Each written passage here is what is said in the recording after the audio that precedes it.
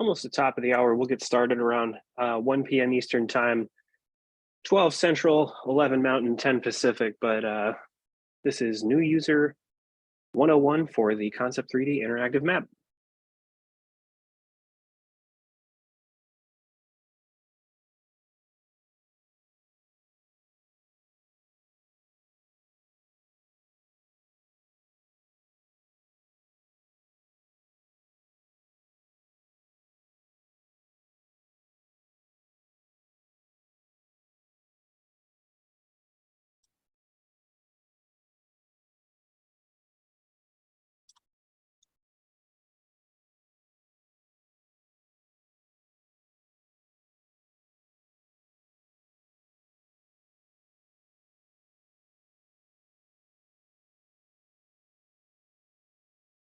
Hey, Andy. Hey, Cheryl.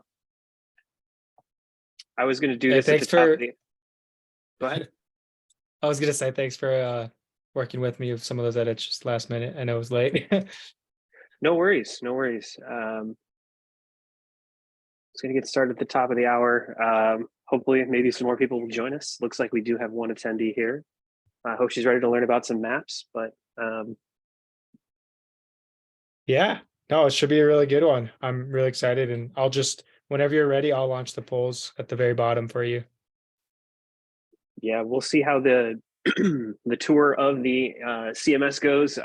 That's probably where I'll spend the majority of my time. But well, let's go ahead and get started. It is the top of the hour here. Thank you for joining me here on our next session in the Client Success Spring Webinar Series. Today's topic, as you can see here, is the Interactive Map New User 101. So if you've previously completed Interactive Map CMS training before, a lot of this information may be more of a refresher for you. Also, this presentation is geared towards a general audience. So if you have questions about your specific interactive map, please send an email to your Client Success Manager or reach out to us at support@concept3d.com. Now, I'm going to try and make sure that we have time for questions at the end. However, please feel free to add some in the Q&A or the chat as we go, that I may be able to answer them live during my presentation. I'm going to cover a lot of ground and work quickly today. However, this meeting is being recorded for on-demand viewing, which you should receive in a follow-up email a little later this week. Excuse me. All right, just a brief introduction here. My name is Andy Marshall, and I've been with Concept 3D since January, previously with Localist since May of 2021. Since then, I've been working as the customer education lead on behalf of our client success team, working on help site documentation and preparing presentations such as this one to help bring you up to speed on our suite of products.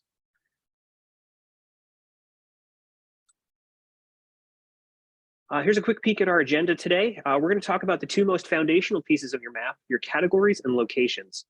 From there, we're going to dive into a few advanced categories and location settings to be aware of. Next, we'll visit the front end of our Concept 3D sample map for a tour before we take a look at the map CMS, where members of the map team can edit those items that we're going to be discussing today.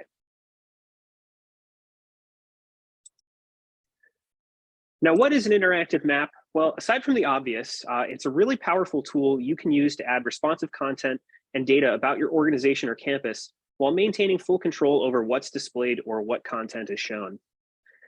And as I mentioned before, the two highest level ways to organize your content are your categories and locations. Think of categories as folders and locations as documents or files. You would want to put the right documents in the right folder, and that's the same idea here. So let's start with those categories. Categories are used to organize the map sidebar and group locations together across your map. Examples of this might be points of interest, parking, food and dining, entrances, really anything you want highlighted or represented on the interactive map.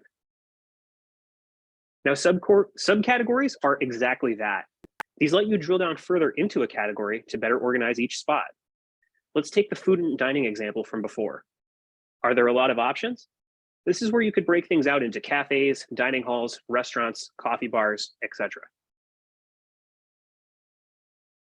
Now, once you have your categories set, you can start placing them at different locations. Locations are used to pinpoint a specific area on the map and inform users with details such as images, video, and text descriptions about what they can expect there.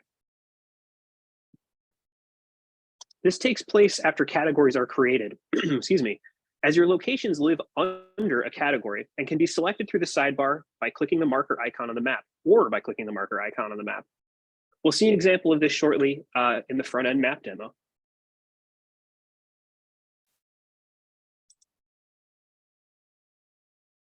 So on that note, let's discuss some of the advanced category settings that you might come across if you're editing the content in the CMS. Now, your list position, this dictates where a category sits in the sidebar order. Just remember that the lower the number, the higher the place it's going to be. If you wanted to really make sure something was always listed at the top, you could assign something like -100 to make sure it stays there. For your location display option, this allows you to override any default display option. This can be especially helpful for categories with minimal content, which could always be set to no info, to not display on the map or sidebar. We'll see this in action when we enter the CMS as well. And lastly, a category can be set to private, which means it won't display on the public-facing map. However, a visitor could access that information if they were accessing it via a direct URL or hyperlink.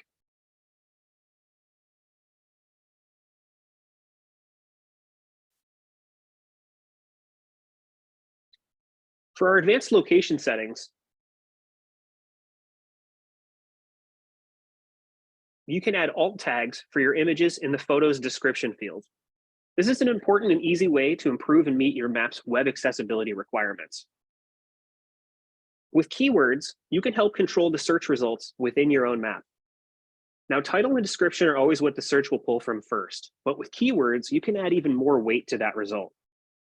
Best practice here would suggest using this in conjunction with your Google Analytics or GA4 if you've already migrated to see what terms and phrases visitors are using to find your map content. Lastly, with categories, or just like with categories, you have the ability to create private locations that will not appear on the public map, but are still visible if using a direct URL or hyperlink. Excuse me. Now, best practice here would suggest that if all of your locations within a given category need to be private, it would be best to make that entire category private instead. All right, we're going to go ahead and leave my presentation momentarily and head over into both example of the front-end map, as well as a brief look at the map's content management system from the admin side. Before we wrap things up with some poll questions and any questions from the chat as well. Now here we have an example of a front-end map, which is really more of a sandbox for us here at Concept 3D, so pardon any test content you might see along the way. But starting from the top here, we have our search bar where all of your categories, subcategories, and locations are searchable, so long as they're not made private in the CMS. We'll search here for tennis courts, and we'll see these zero in on the tennis courts on our map. It also includes some nice photos here of the tennis courts, as well as a great description of some of the things that go on there to give more context to your map viewer on that location.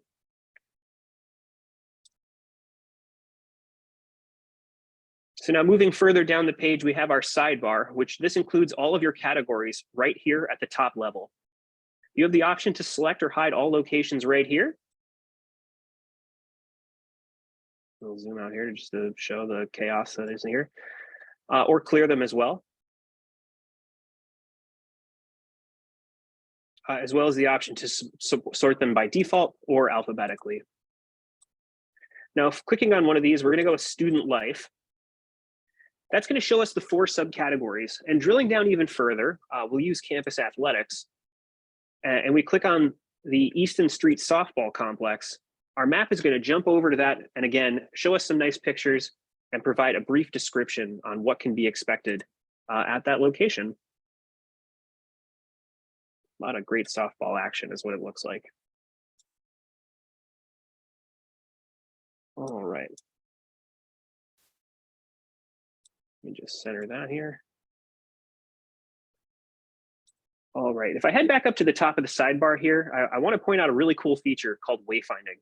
Wayfinding can be accessed by clicking on this blue button right here.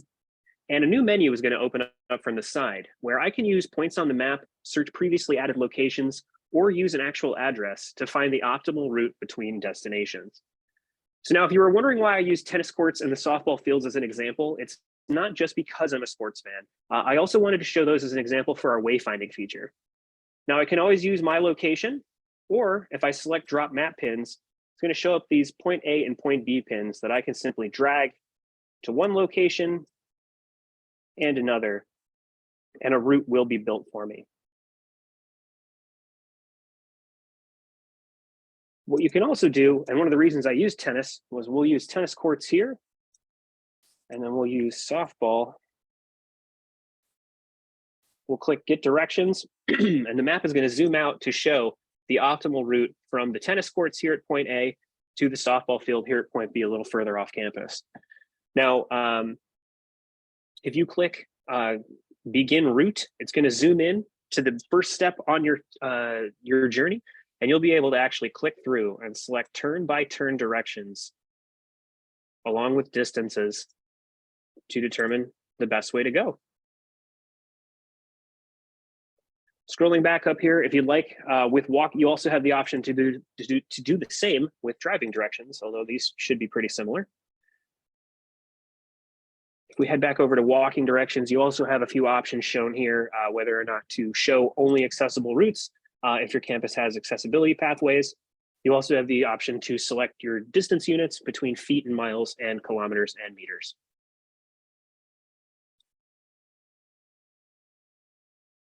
All right, so those are some of the most high level things to know about on the front end of the map. I'd like to jump into the back end of the map here on your the CMS homepage. Now, this is your locations tab, and it's going to show you your map just the same way as the front end map. Right here, you will have a link out to your front end map that you can always access, which is going to bring you right to this page here, just from the top bar here on the left side. And I know there's a lot of tabs here. I don't want you to get too overwhelmed. We're not going to go into too many of those with this 101 training. However, if you do have questions about any of the ones you see here, again, feel free to hit us up at support@concept3d.com or email your client success manager later this afternoon. Now here we see all of our locations, but first what we're going to do is I'm going to draw your attention right down here to this particular menu with new location and new category. We're going to start by clicking add category and just kind of take a look at what these options are, some of the more important ones. Title's pretty obvious. You know, I noticed this building right down here that we're going to focus on when we do this, but I wanted science buildings was what I was hoping to go with here. For marker icon, we actually have a repo or a Google Drive file of different icons that you can select from that we will provide a link to when you're going through this process. Just as an example, this is the buildings subcategory. However, if I just head back, you'll see different options that you can select from. Going in here, you would just download your preferred icon from this Google Drive, head on back into your CMS, and then you'll be able to select a file to upload to use that as a marker. If this is a subcategory, you can select use parent, and it's going to use the parent if you are going to put it in a category further down. For icon size, this is new. You actually have the option to use custom or default. For defaults, you're able to just choose right here, pixel size, both up and down. For defaults, we actually offer a small 20 pixel, average 35 pixel, and large 70. This is just a great way to emphasize certain locations with a large one, and maybe even de-emphasize more mundane locations, such as, you know, bike racks or ATMs, something there might be more of that you want to point out, but not necessarily draw a lot of attention to. For category, if you click this, this is going to open up and it's going to look pretty similar to that sidebar you see on your front end map here. This is where, if you are going to be adding this to an existing category, you can select from. Main index is going to add it to your top level. However, if you were to select something such as building labels, you'll see it populate up here, and that's where it's going to show. For example, you can also change that, and if you wanted to open up and apply it to any of the existing subcategories, that is an option as well. Go back to main index here. For list position, as I mentioned before, this is where you're going to want to, if you wanted to make sure that this category always sat at the very top of your sidebar, the lower the number you put here, the higher it will sit. And if you wanted to make sure that something was always situated there at the top of that sidebar, you can go ahead and put a negative number. For example, I use -100 here, just so that, you know, most numbers people are going to pick are positive. So if you wanted to really make sure, use that big negative number. For list type, this will just expand your options when clicking on it in the menu, if this is something you want to have happen automatically. If you want to add a checkbox next to that category on the sidebar menu to automatically display all of those locations at once, that is where you select that here for checkbox, true or false. For location display option, when clicking on that icon marker, you can either choose to have the information open up in that sidebar as it did for the tennis courts and the softball field, or a balloon, which it will open up right over top of the actual icon on the menu, on the map itself. For zoom visibility, if you have different levels, if we go back to this and we take a look at different levels across the map here, we have one building here that should allow us to see different floors. If you wanted something to only appear on a certain floor, as far as your zoom visibility, that is where you'd be able to determine that right there in the zoom visibility. We're going to jump down here to visible and private. Visible, simply, if you wanted to turn off a category that should just not be shown, that is how you would do it. You could turn it back on and it's going to be shown or not. That would literally hide it from the menu completely, which is not to confuse it with private, which if something is set to private, you will be able to still share that information either via direct URL or hyperlink. However, if I'm just a base level user and I come to the front of your calendar, I'm not going to be able to see that unless I was sent this specific link to that information.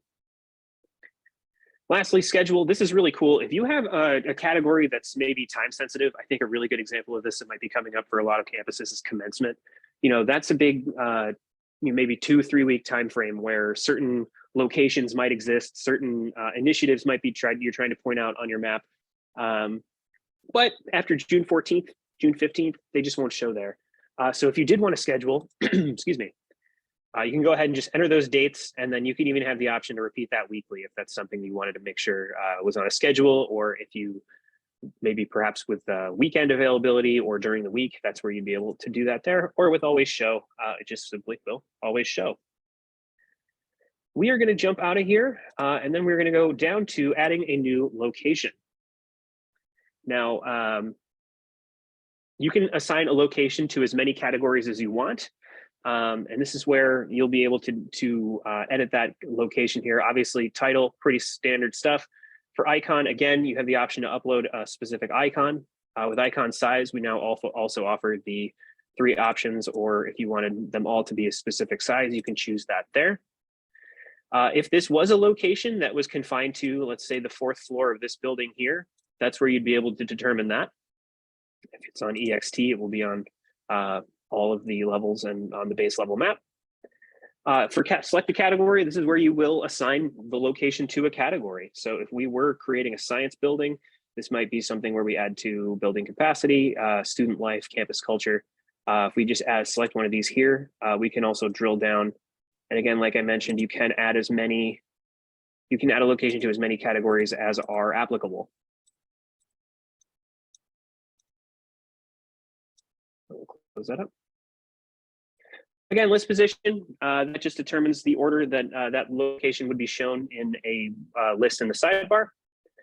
Visible also, again, if you wanted to flip off a location so that it was not seen in the front end map, you have the option to change it from hidden to shown, which can be done on demand.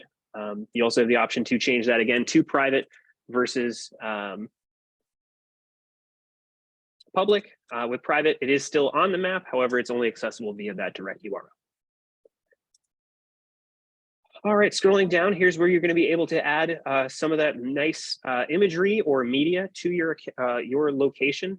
Here's where you'd be able to add those images. You can add more than one just after clicking add. You also have the option to embed YouTube or Vimeo URLs or add a panoramic photo if those are available and taken for that location. Here's where you'd be able to add a description with all these nice HTML tools.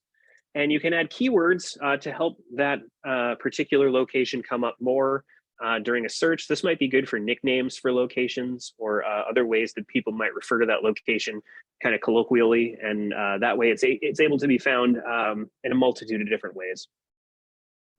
So we're going to go ahead and cancel that. Now, another button I really want to make sure that I point out while I'm here is this publish button, because every change that we make today or make before they're going to go live on the map needs to be acknowledged by you that you would like to publish it. And it will not be shown until that happens. So we have a change from earlier. We'll just check that. We can preview revisions in a new window. That's going to open up separately. Or if we just want to check that off and publish, we'll be able to. And here's how you can see how many are displayed across the map. If this is unchecked, that publish button goes away. And again, if you close that window again, you're also going to see that there is one notification icon ready to be published. Last thing before we go back to my presentation is I wanted to talk really quickly about this location toolbar that you see right along the side here. This is how you select your location once you've filled out all this nice info here on the side. And the ways you can do that are with the pin, which clicking here, we're going to use that science building again as an example. So we just click on this icon and then clicking on this building, it's going to drop that pin. Conversely, if I wanted to outline that building, I can use this tool where it's going to allow me to draw a perimeter around it. And then clicking that last button is going to allow me to close that.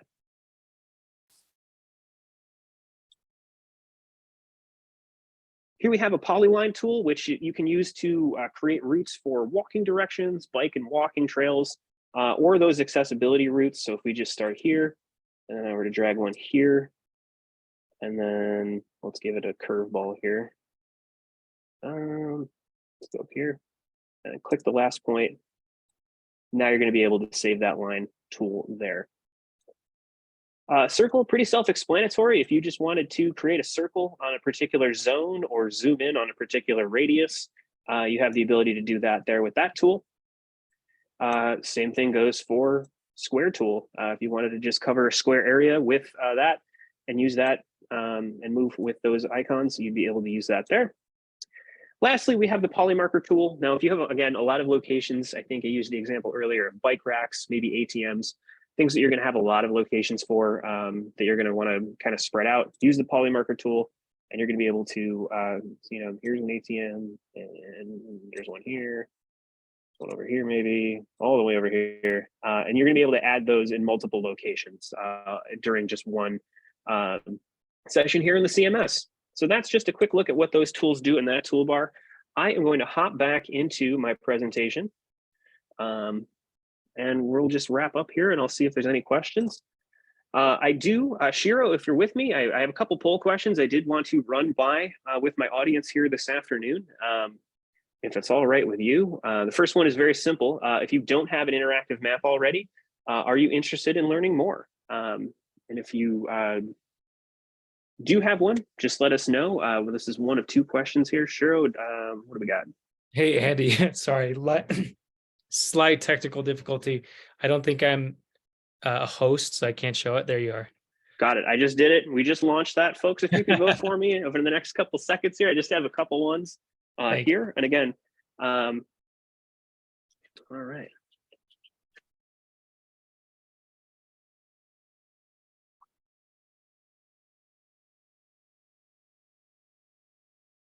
We're going to move on here. Just a few more seconds here. I'll leave it open for about 30 seconds or so.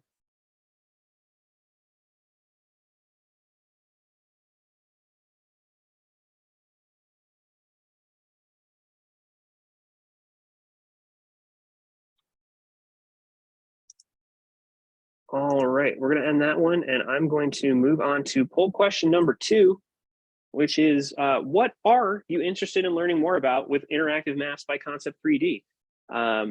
This can be more about map tours. This can be diving into those advanced CMS functions that I kind of glossed over. I know there's a lot of buttons there at the top, or more about wayfinding, how that can benefit you and your campus or organization.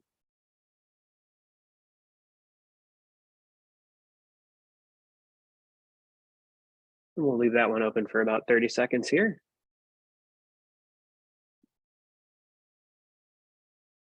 I do hope everyone's having a lovely Tuesday as well while we wait. All right, just a few more seconds. And thank you for everyone that participated there. Shiro, thank you for setting those up for me. I do appreciate it. Got it. Kathy, I appreciate that. She says she already has the interactive map, but I want to learn more in depth. For that, what I'd recommend, let your client success manager know what it is you want to know more about. If you don't know who that is, just email us at support@concept3d.com. We'll be able to get you guys set up, and we'll make sure that they get that information over to you.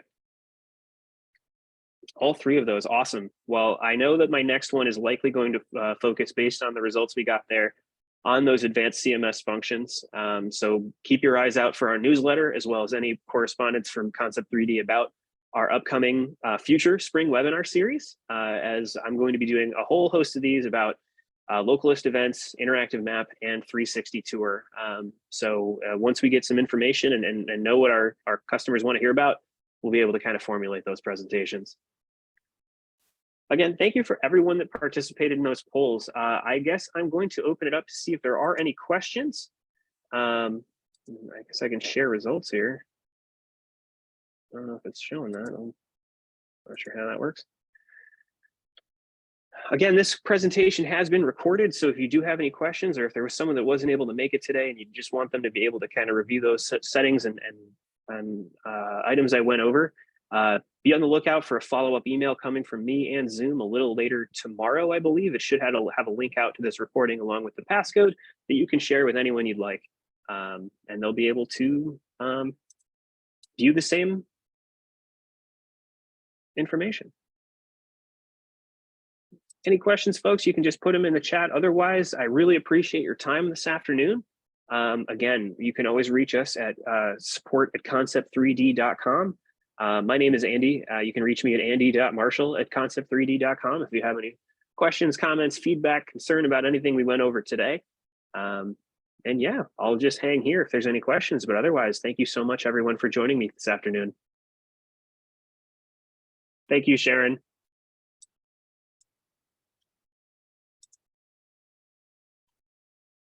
You as well, Kathy. Thank you. Have a lovely day.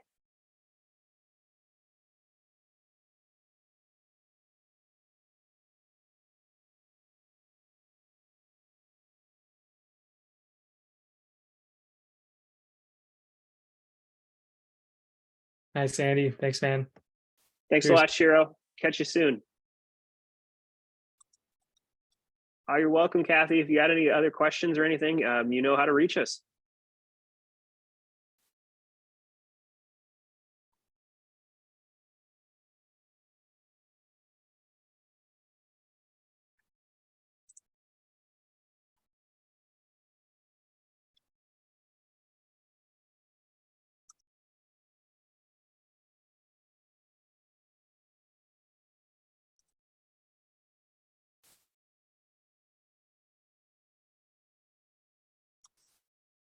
Oh, it's no problem.